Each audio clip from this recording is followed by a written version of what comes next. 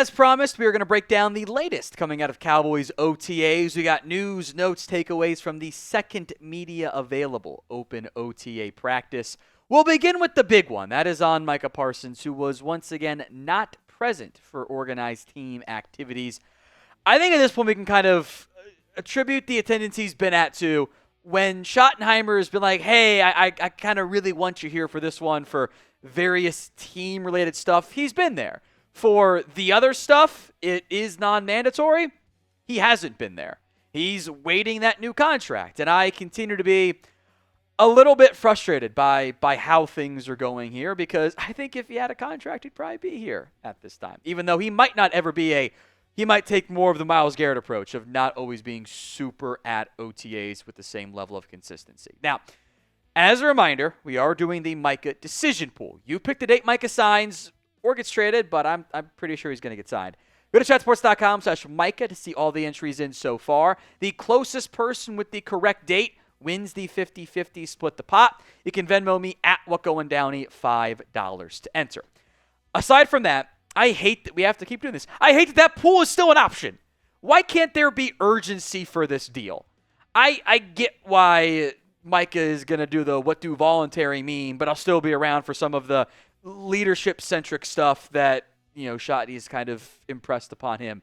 Although, at a certain point, like, hey, mandatory stuff's coming up in a few weeks. Like, I'm sure he's going to be there for that, right? Or is he going to be holding in and not actually doing anything on the field? I don't want this to just be, Jones boy's bad, even though, you're the one that should have the urgency. And again, I'm glad Mike has been at some stuff. I'm glad he has not just been a complete MIA person like you occasionally see with these things. I do think we know what's going to happen, that this deal is going to get done. It'll be a record-setting contract, and it'll have gone on a lot longer than what it needed to. This deal could be done tomorrow. I think everybody involved actually knows what it's going to cost, but it kind of feels like the Cowboys are doing the exact same thing they've done over and over again. Well, we know what it'll cost. Maybe they'll change their mind, and then they don't change their mind, and the player and agent win the deal. Why are we waiting for this? Just get it done. You know how nice it would be to not have to do this in July, in August of no Micah deal yet? That should be nice to not have to have that as a topic of conversation. That would at least be nice for me. So predictions. You think the Cowboys pay Micah Parsons before training camp? Y for yes, N for no. How about this one? Tyler Guyton getting some going out of his way to do it praise from Brian Schottenheimer, with Schotty kind of was asked a question about Tyler Booker and kind of I've noticed a couple times now, Schotty kind of is very good at answering the questions with how he wants to, or even talking about different things. Because he was asked about Tyler Booker, and he's like, let me talk about Guyton. He said, I'd be remiss if I didn't mention Tyler Guyton. He's having a terrific offseason. He's working his ass off. He looks great.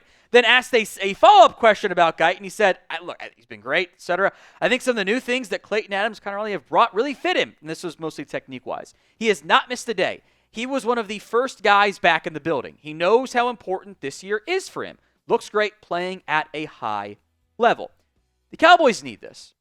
This offense is going to have a much tougher time working if your first-round pick at left tackle is terrible. He has to be good this year. Now, and I appreciate Schotty doing this. He's like, I feel good about the offensive line. Slight pause. It's May. There's a lot to go still.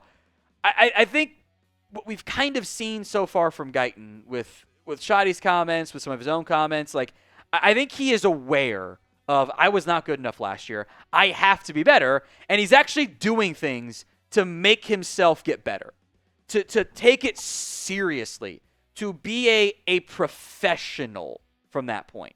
That does matter a lot. And not that he wasn't a professional last time, but it's kind of like being in shape and football shape. Those are two different things. There is a different level, a different bar you have to clear. I think Guyton has kind of embraced that. And I think, part of me wonders if Schotty's comments were trying to add some more positive momentum for Guyton and kind of, build him up from a public standpoint perspective. I think there were some confidence issues with Guyton. I don't think last year's offensive line coach was beneficial at all for Guyton. I will continue to call Mike Solari a football terrorist. But I do think Guyton is it's May, it's OTAs, it's all positive. There's very few negatives outside of hurt guys really. it's optimism season, and I don't mean that in a bad way, but I do think you want to see optimism. It'd be a concern if you didn't, right? Now you can get this Cowboys polo for 40% off by going to chatsports.com/Cowboys polo. Link will be in the comment section and the description of today's show. It is on sale. Nice sleek blue with a nice Cowboys logo there. Great Father's Day gift with that coming up just around the corner. Wife, if you're watching. She's not watching. All right, let's go to starting linebacker. She doesn't watch anymore. She's well beyond that. The starting linebackers in the nickel packages were Kenneth Murray and Jack Sanborn. Not Maurice Liufau, not Damone Clark. Sanborn and Murray were the top two options there. Murray makes some sense. He is the highest paid linebacker, I think, out of almost salary-wise, cap-it-wise. It's almost more than the rest of the top four guys combined, which is the amount of money he's making. He is the most experienced. He is the veteran type. He has the traits that everyone loves. It's just the question of hey, does he finally become more than just the traits and be a bit more consistent? Sanborn knows the Eberflus system. He was the number 3 linebacker behind some good linebackers last year in Chicago. I think that was a factor in why he was just kind of buried. He took a lower level contract from the Cowboys to, I think, have a better chance at playing time because he knows Eberflus. So I am very excited to see what that linebacker room shakes out like. Let's go to DaRon Bland. He continues to get some slot work for the Dallas Cowboys. He remains heavily involved in that. Not the only one, but he's lining up there a lot. And, Schotty's going to keep making comments. We're shuffling guys. We're rotating guys. Yeah, but when the media available sessions are going on and he's been at nickel both days, I don't think that should be overlooked necessarily. So that would then, I think, have pretty big question marks as to who your outside corners are. Izzy Mukuamu is still getting some reps at nickel as well. But if Bland's just going to be ahead of him the entire time, that kind of makes Izzy right back to where he's been previously, your number 1 backup nickel, your number 3 backup safety and core special teamer. But we'll see how that plays out. Maybe they're just trying different things, and they probably will keep trying things. Wanye Thomas, also Kamon Hall, have had some nickel reps of late for the Cowboys, which probably shouldn't be overlooked. I think you'll see a lot of Kamon Hall in the preseason too. So once the year gets going, who gets the most nickel reps this season? DB for DaRon Bland, IM for Izzy Mukuamu, JT for Wanye Thomas, or O for other. Let me know and comment who, by the way, if it's Kamon Hall or outside corner. Let me know in the comments of today's show. I kind of feel like one outside corner will end up being Kaiir Elam. He has had multiple pass breakups at all the open media OTAs sessions. I think he's pretty in line to be a starter, especially if Bland's playing a lot on the nickel. With Trevon Diggs not healthy for week 1, that kind of leaves the options as Elam, Revel, Booth, Carson. It gets kind of thin real quick, and he keeps getting reps with the one. So I think good that he's making plays. Otherwise, oh boy, that corner room would be kind of dicey. All right, Miles Sanders I'll emphasize this right now. It's May. It's OTAs. I would not read too much into it. I will give Todd Archer some love, who pointed out that he had a good run up the middle and then broke free on a screen, which I think the passing game value is actually probably a bit more impactful since he hasn't been overly involved in the passing game. This will be a committee. We won't learn a lot on these guys until we get far deeper into the offseason and we get, more along the lines of into training camp when the pads go on, because you have to be able to run behind your pads, Otherwise, it's not just in shells. Who do you think leads the Cowboys in rushing this year? JW for Javonte Williams, JB for Jaden Blue, MS for Miles Sanders, O for other. I think there was a better Joe Milton today. And Nick Harris mentioned this too on his podcast, with Media Mash, I guess, that it was kind of a rough first day for Joe Milton, at least in the open media session. It was better today. It's still a little bit of the Joe Milton experience. Like, some of the throws are like, whoa, look at the rocket for an arm he's got there. What a throw. And then it's like, how do you miss that one? It's kind of like a video game where, like, you do it right, it looks great, and then you just, like, don't let go of the free throw button, and it, like, airballs. And it's like, how is that possible? You're 90 overall. It's kind of some chaos merchant stuff. So he got plenty of reps today. I think we'll get a lot of reps in the preseason. It'll be up and down, but it will be exciting. I don't want to read too much into this, but I do want to acknowledge that the other person who was not present for the OTA stuff so far has been Trevon Diggs. And he's rehabbing right now.